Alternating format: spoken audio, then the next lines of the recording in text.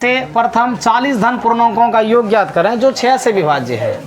तो 40 को धन पूर्णांक मतलब ये n बराबर कितना दिया है 40। एक बात तो यहाँ दिया है, लेकिन एक एपी तो बनती है। 6 से भाग लगने वाला कौन कौन होगा? 6 का 6, 6 दूनी 12, 6 तिया 18 डॉट डॉट डॉट, यही होगा, यही एपी बनेगी 6 से भाग लगने वाला।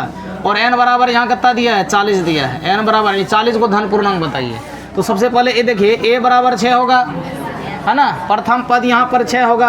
और d जो है सब में कितना कितना है सर्वांतर, यानी कॉमन डिफरेंस कितना है 6 है ना। तो d बराबर भी कितना होगा 12 में 6 गया, ये भी 6 होगा ना, सब में 6 6 देखो 12 6 18 18 6 है ना, इस तरह बढ़ते जाएगा। तो n बराबर 40 दिया है, तो हमें अब मालूम है देखिए एस एन बराबर निकाल सकते हैं n/2 into 2a plus n minus 1 into D. चलिए मान रख लीजिए यहाँ पर n का मान, अब बताइए n का मान 40 रखेंगे ना, 40/2 अब देखो गुना a जगह पे 6 प्लस n के जगह पे 40 माइनस 1 d के जगह पे कितना रखेंगे 6। हल कर सकते हैं नहीं, 20 दूनी 40, ये 20 आ गया ना, बताइए 6 दूनी 12, देखिए 40 में 1 गया तो कितना हो गया, कितना आ गया 6। चलिए हल कर लीजिए इसको 20। अब देखिए 12 39 छके 39 गुना 6 कीजिए कितना आता है 39 छके 12 प्लस 39 गुना 6 करेंगे कितना आया 234। अब इसको हल कर लीजिए। अब देखिए 12 प्लस 234 कितना हो जाए 246, गुना कर लीजिए 3920 आया, यही 3920 आ गया आंसर। चलिए लिख लीजिए, आगे बढ़ते हैं क्वेश्चन की तरफ। सवाल दिया 8 के प्रथम 15 गुणजों का योग ज्ञात करें। 13 नंबर का क्वेश्चन समझिए। 8 के प्रथम 15 गुणजों का, 15 गुणजों मतलब n बराबर यहाँ दिया हुआ, n बराबर कितना दिया हुआ 15 दिया है, ये तो बात मालूम होगी। 8 के प्रथम 8 8 1 8 है, 8 दूनी 16, 8 तिया 24, नहीं कितना n बराबर कितना है 15, इसका योग बताना है 15 गुणजों का योग। गुणज का मतलब पहले आप लिख दीजिए, अगर पूछे ना कि 8 के प्रथम 15 गुणजों का योग, गुणज पूछे 8 का 8 1 8 है, 8 दूनी 16, 8 तिया 24 डॉट डॉट डॉट, है ना। तो कितना तक n बराबर 15 तक। देखिए a बराबर 8 होगा कि नहीं, और d बराबर कितना होगा, देखिए सब में कितना कितना अंतराल है ना, 8 8 है ना, यही आपका कॉमन डिफरेंस है। d बराबर भी आपका 8 है और n बराबर आपका 15 दिया हुआ है, n बराबर 15 दिया हुआ है। हमें क्या चाहिए एस एन चाहिए ना, n/2 into 2a plus n minus 1 into D होगा कि नहीं।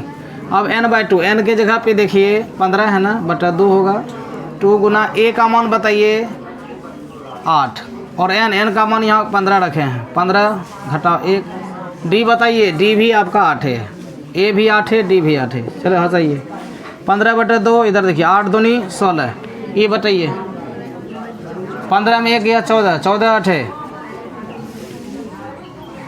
2 है, ये बीच में गुणन है।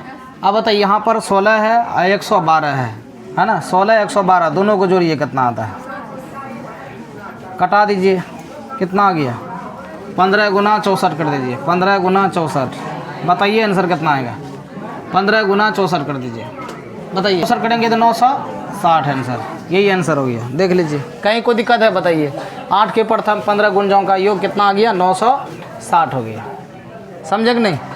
गुणन दिया हुआ 0 और 50 के बीच विषम संख्याओं का योग ज्ञात करें, निकाल सकते हैं ना, 0 और 50 के बीच का है, 0 और 50 के बीच में आएगा 1 2 आएगा, 2 क्या है विषम संख्या सम संख्या, सम संख्या है ना, 2 नहीं आएगा तो कितना आएगा 3 आएगा, 3 के बाद 5 7 9 ये आएगा 49 तक, समझे कि नहीं।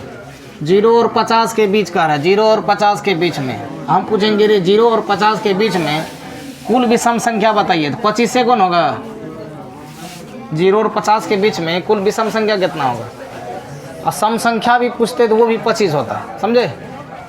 प्राकृत संख्या जो बना है ऐसे बना है, समझिएगा ध्यान से। मान लें 50 तक है, इसमें जो 2 4 6 जो है ये कौन संख्या होगा बताइए, सम संख्या होगा, और बाकी क्या बचा विषम संख्या ना। तो 25 को हो गया सम संख्या, 25 को क्या हो गया विषम संख्या, समझे कि नहीं। n बराबर यहाँ तक कितना सम संख्या विषम संख्या दोनों मिलके 0 और 50 के बीच में, 0 और 50 के बीच में यही ना आएगा 1 3 5 7 9, यही विषम संख्याओं का इसको योग करनी है। तो कुल मिला के विषम संख्या कितना होगा 25 होगा।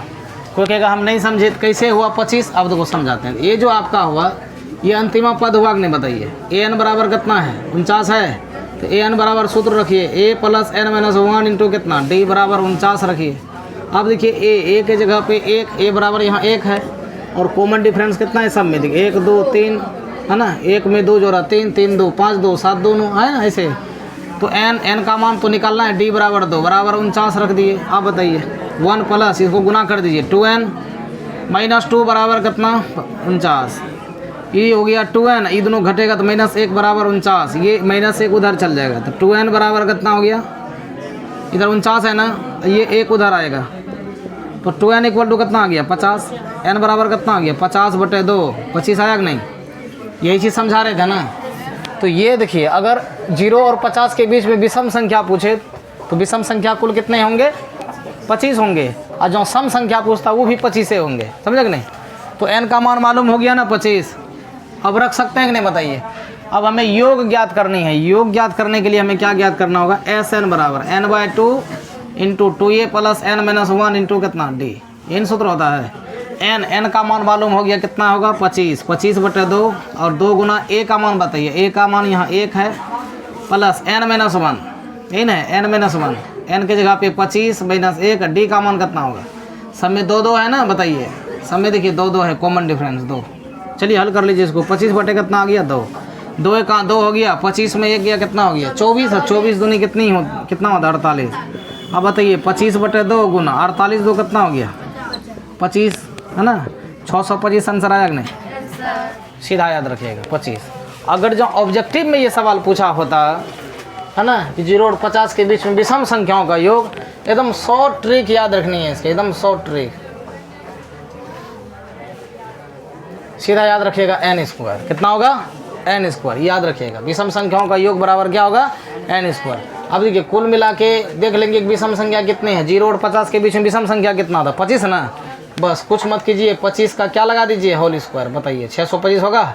ये वह शॉर्ट ट्रिक ऑब्जेक्टिव के लिए, देखते ही आप इसका आंसर बता देंगे। सीखे कि नहीं, आगे बढ़ें सीख। चलिए 16 नंबर की तरफ, 16 नंबर का क्वेश्चन दिया, किसी स्कूल के विद्यार्थियों को उनके समग्र शैक्षिक प्रदर्शन के लिए 7 नगद पुरस्कार देने के लिए 700 रुपया राशि दी गई है, 7 नगद पुरस्कार दिया है, फर्स्ट सेकेंड थर्ड फोर्थ, इसी तरह कितना 7 को नगद पुरस्कार देने के लिए कितना रुपया दिया गया है 700, मतलब Sn बराबर कितना दिया हुआ आपका, Sn बराबर 700, इन सातों पुरस्कार का जो योग है ना वो आपका 700 रुपया दिया गया है। अब देखिए यहाँ पर कह रहा प्रत्येक पुरस्कार अपने ठीक पहले पुरस्कार से 20 रुपया कम है, समझे।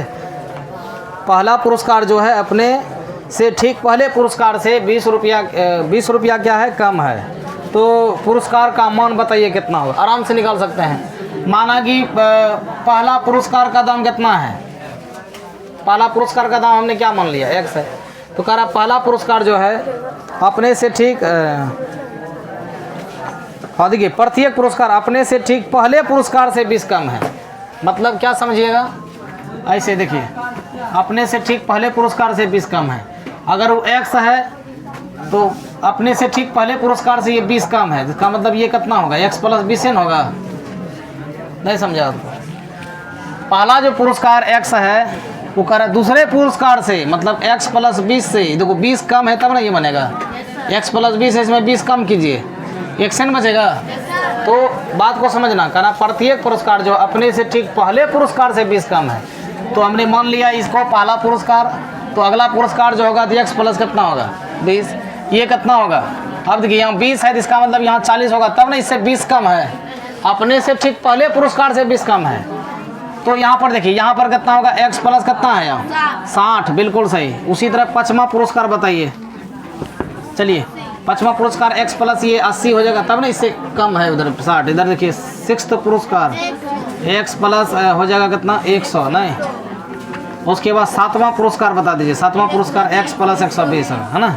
इन सब को जोड़िए, इन सब को जोड़ेंगे 1 2 3 4 5 6 7 7x होगा कि नहीं, अब प्लस इनको जोड़िए, बताइए इनको जोड़िए, देखिए कितना आएगा बताइए, 40 20 60 60 120 120 80 सब मिला के 200 201 300 301 400 420 होगा कि नहीं, बराबर अब कर ई जो है ई जो निकला ये निकला एसन, क्या निकला एसन, एसन बराबर इतना, लेकिन एसन 700 कुल मिला के इन सातों पुरस्कार को जो राशि दिया हुआ वो 700 दिया हुआ है। अब बताइए इसमें निकलेगा x का मान, इधर 700 है ना, ये 420 उधर चल जाएगा तो कितना हो गया माइनस हो गया, तो 7x बराबर 700 में 420 घटाइए कितना बचेगा,